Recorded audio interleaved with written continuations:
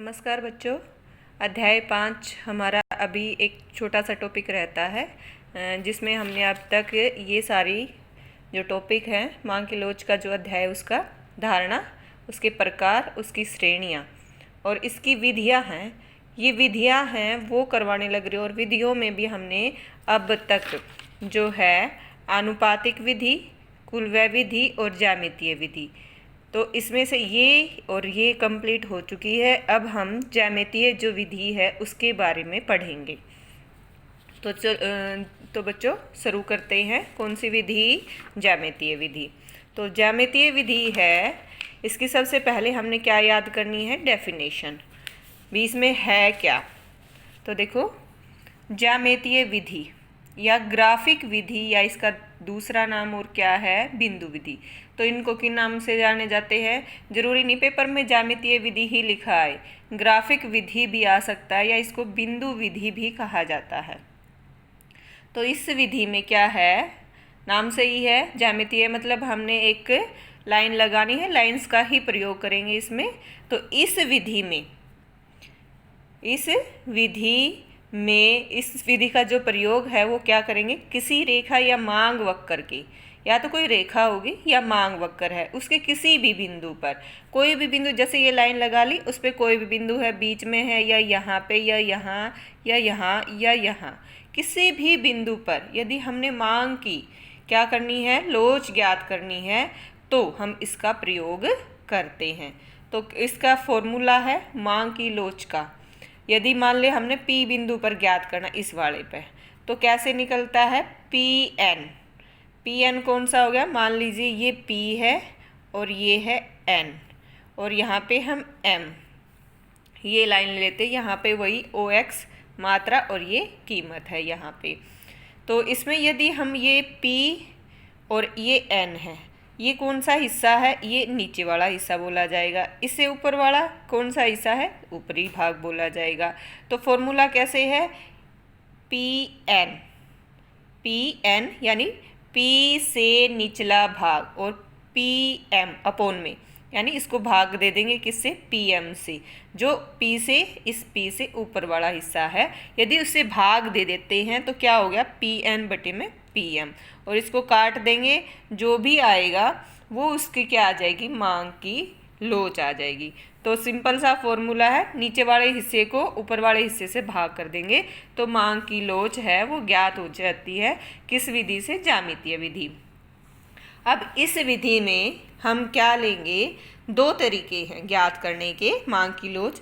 या तो कोई सीधी मांग वक्र लेंगे, या जब मांग वक्र सीधा ना होकर क्या हो, उसमें सी शेप बना के और जो उसको टच करती है लाइन, उसमें देखेंगे। तो सबसे पहले हम पढ़ेंगे सीधी मांग वक्र, यानी दो ऐसी विधि हैं जिससे हम मांग की लोच ज्ञात कर सकते हैं, जिसमें को ज्यामितीय विधि में प्रयोग किया जाता है। तो सबसे पहले हम कौन सी विधि है? सीधी रेखा मांग वक्र। इस में क्या होता है? इस विधि में हम विभिन्न बिंदुओं पर क्या करेंगे? मांग की लोच ज्ञात करेंगे। जो लाइन ली है इसके विभिन्न बिंदु देखते हैं हम। जैसे ये है, हमने क्या लिया? चित्र बनाया एक, तो उस पे OX पे हमने क्या ली? मात्रा। OY पे हमने क्या ली? कीमत। अब हमने ये लाइन लगा ली यहाँ से स्केल से, और इसका एक मिड पॉइंट ले लिया, बीच का पॉइंट है वो कितना है? P बिंदु है। और इससे ऊपर ले लिया एक बिंदु जिसको हमने नाम दे दिया, तुम अपनी मर्जी से कौन सा भी नाम लिख सकते हो, हमने A लिखा है। इससे ऊपर जो इसको टच कर रहा है ये M बिंदु है, इससे बिल्कुल नीचे कौन सा बिंदु है? N, और ये बीच का है B।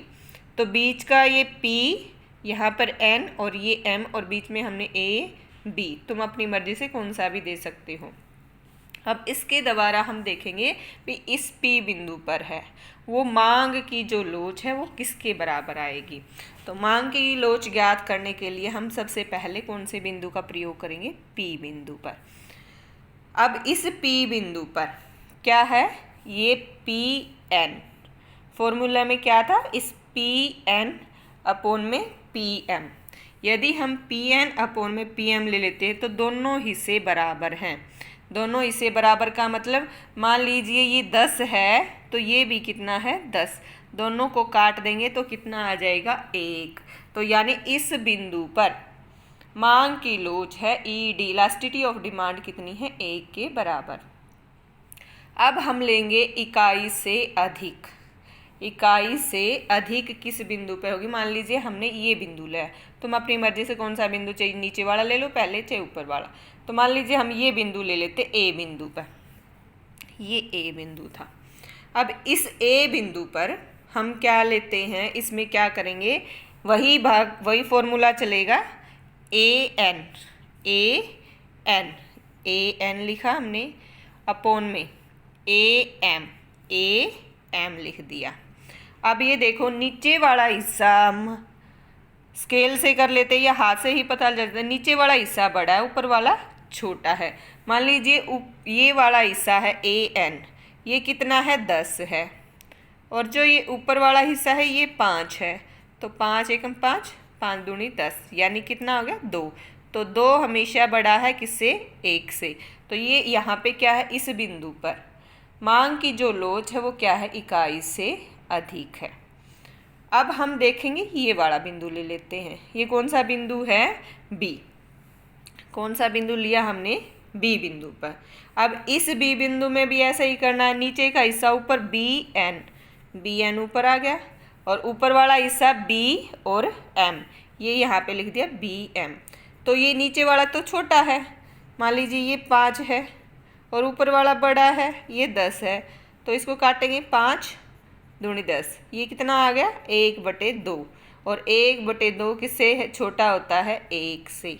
तो दो जिस साइड में 2 डंडे हैं वो बड़ी चीज़ होती है, ये इसकी चोंच है, सिंगल ए है, तो ये क्या है?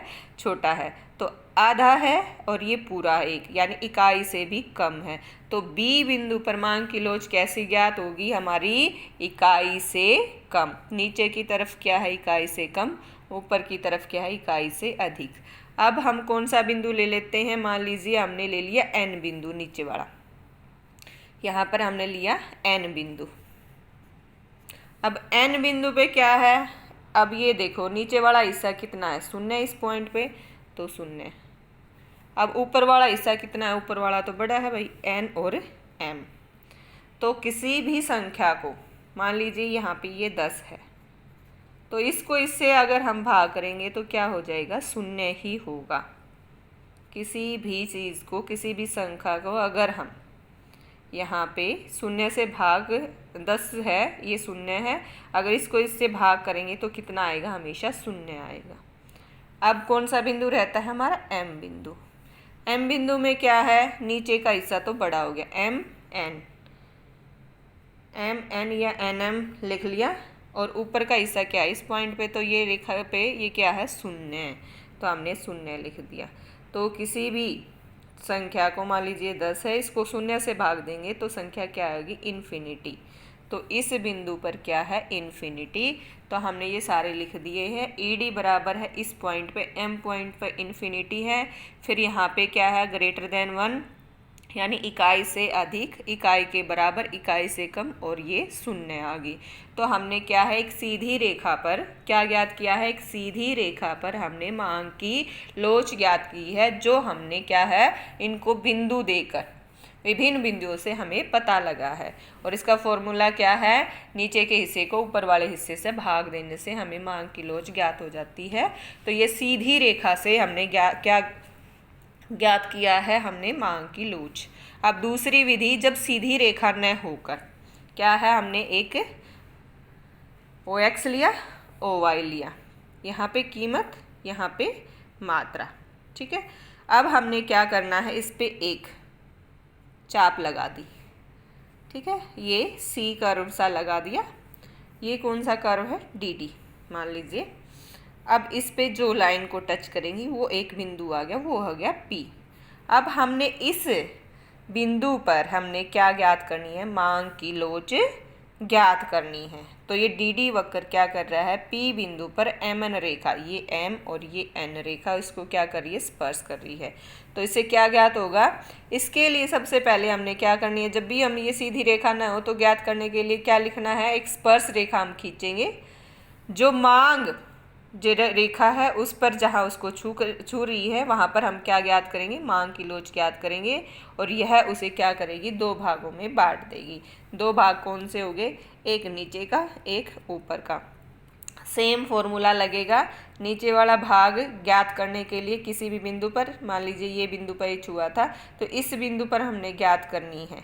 तो इस बिंदु पर नीचे का भाग ऊपर आएगा और ऊपर का भाग नीचे, जैसे ये है Pn बटे में Pm। तो ये इस पे हम ज्ञात करेंगे तो इस पे क्या आएगी, ED बराबर है 1 के, क्योंकि दोनों क्या है, इक्वल है ये भाग। तो ऊपरी भाग को यदि हम निचले भाग से भाग कर देते हैं तो जो भी भाजनफल आएगा, जो भी आएगा उससे भाग करने से उसे ही हम मांग की लोच का अनुमान लगा सकते हैं। तो ये हमारा आज का टॉपिक था। हमने क्या है, ज्यामितीय विधि से क्या ज्ञात की है, मांग की लोच। धन्यवाद बच्चों।